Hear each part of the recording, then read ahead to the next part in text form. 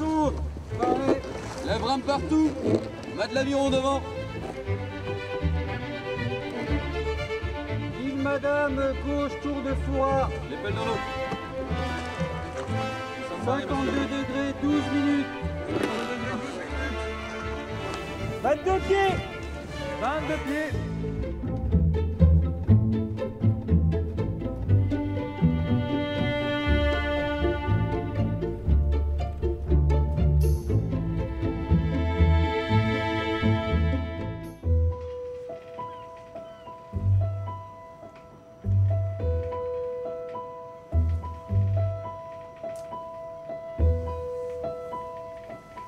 Monsieur Salmon, le vent est frais aujourd'hui. Oui, monsieur. Nous allons aller prendre des sondes du côté de l'île d'Aix ou au nord de l'île Madame. Vous prendrez soin de vérifier la petite montre. Elle a une marche importante. Bien, monsieur.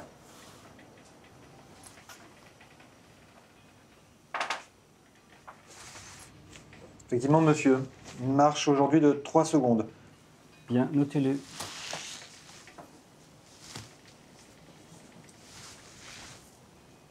Nous prendrons comme repère principal la tour de Foura. Tour de Foura, droite, île Madame. 55 degrés. Tour de Foura, droite, île Madame, 55 degrés. Vérifiez également le cercle hydrographique, surtout la propreté des miroirs, qui la dernière fois laissait à désirer.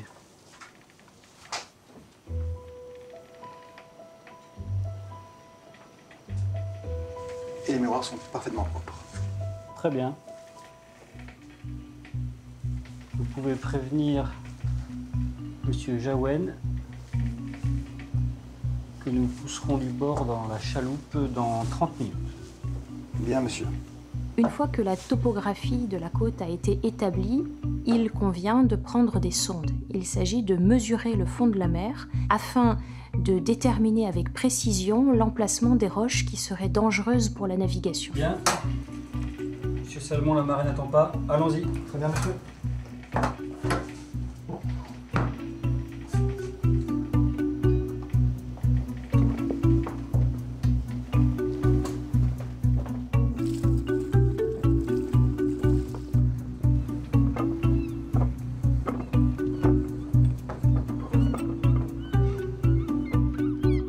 Avant la séance de sonde sur la chaloupe, on a déterminé avec un graphomètre la position de points remarquables que l'hydrographe visera depuis la chaloupe.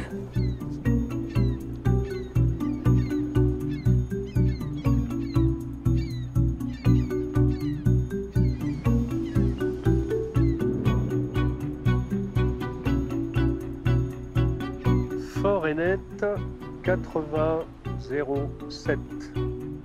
Les ingénieurs hydrographes construisent une chaîne de triangles et se déplacent de proche en proche afin de couvrir tout le littoral.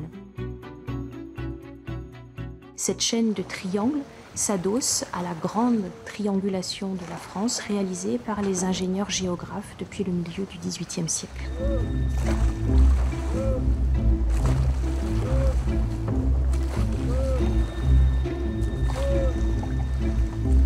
Monsieur Jaouen, nous arrivons sur l'alignement. Bien.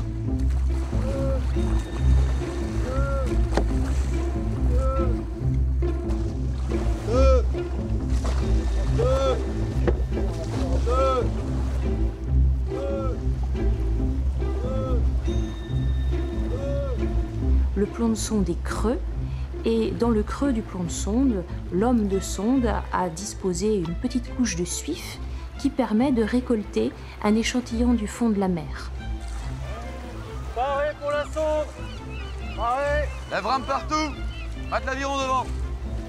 Les pelles dans l'eau. Île Madame, gauche, tour de Foura. Nous sommes parés, monsieur. Très bien. 52 degrés, 12 minutes. 52 degrés, 12 minutes. Tour de Foura, gauche, île Hennet. 83 degrés, 15 minutes. 22 pieds. Quelle heure était-il, monsieur Salmon? 2h32, monsieur. Bien. Cet échantillon est ensuite ramené sur le bateau. L'information sur la nature du fond est consignée précieusement et sera inscrite ensuite sur la carte. Monsieur Jaouet, nous allons prendre la prochaine sonde. Poursuivez sur l'alignement.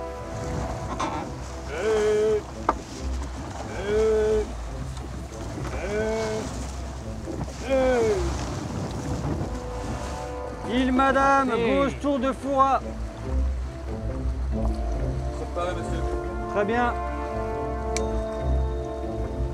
53 degrés, 16 minutes. 53 degrés, 16 minutes.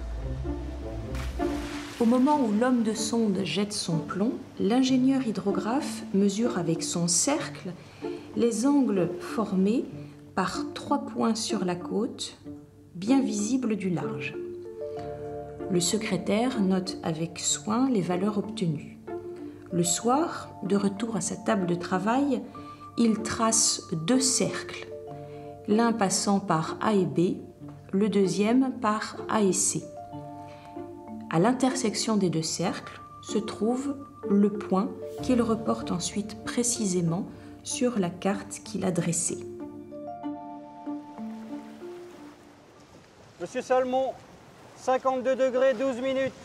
52 degrés, 12 minutes. Un hydrographe va faire plusieurs stations à des points particuliers du littoral et notamment sur des points élevés qui se verront bien de la côte.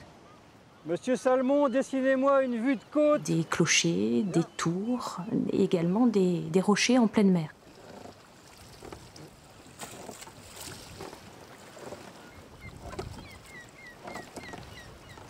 « 83 degrés, 12 minutes. 83 degrés, 12 minutes.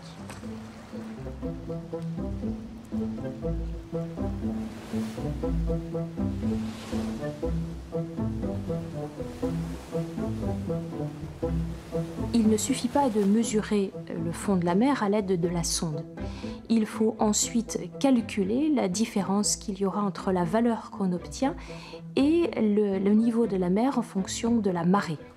L'hydrographe va donc recruter, au gré des besoins, sur la côte, et des gens de la région qui vont mesurer avec une précision importante, tous les quarts d'heure, le niveau de la mer.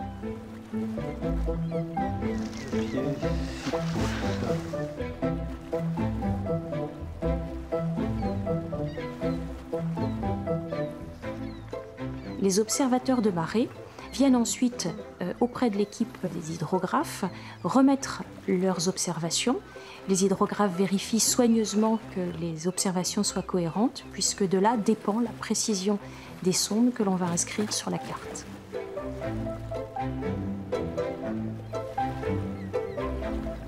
L'ingénieur hydrographe procède à des calculs qui vont lui permettre d'établir le niveau de l'eau aux plus basses marées. Donnez-moi la valeur de la première station. Île Madame, droite, tour Foura, 19 degrés, 20 minutes.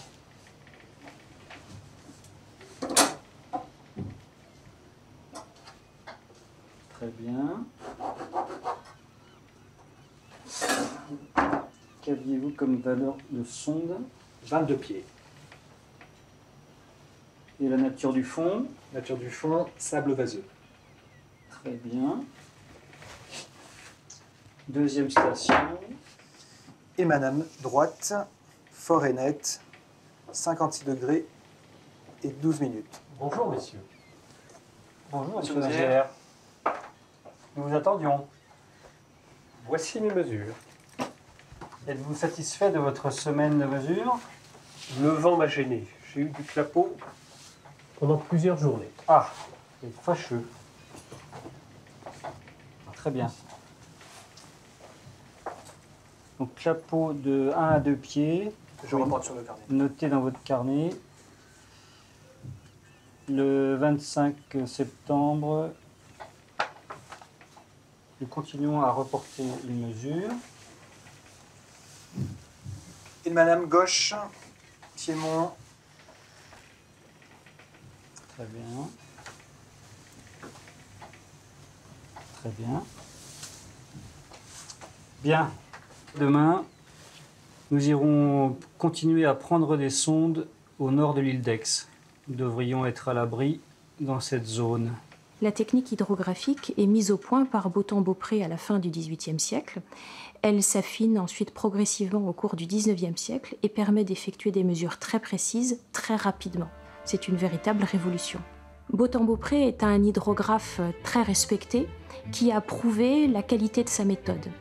Il obtient donc la confiance du ministre de la Marine qui lui donne la mission, encore incroyable à cette époque, d'aller établir la cartographie complète des côtes de France. La compilation de ces cartes qui couvrent l'ensemble du littoral français est appelée le pilote français. Bothand-Beaupré comprend qu'il faut des spécialistes pour l'hydrographie et obtient du ministre en 1814 la constitution du corps des ingénieurs hydrographes. Au cours du temps, on construit, on invente de nouveaux appareils qui servent à mesurer les angles, mais le principe reste le même. Il s'agit de construire des triangles. Cette technique se perfectionne, devient de plus en plus précise, mais depuis la deuxième partie du XXe siècle, les hydrographes peuvent également compter sur les méthodes de la radionavigation ainsi que sur le positionnement par satellite.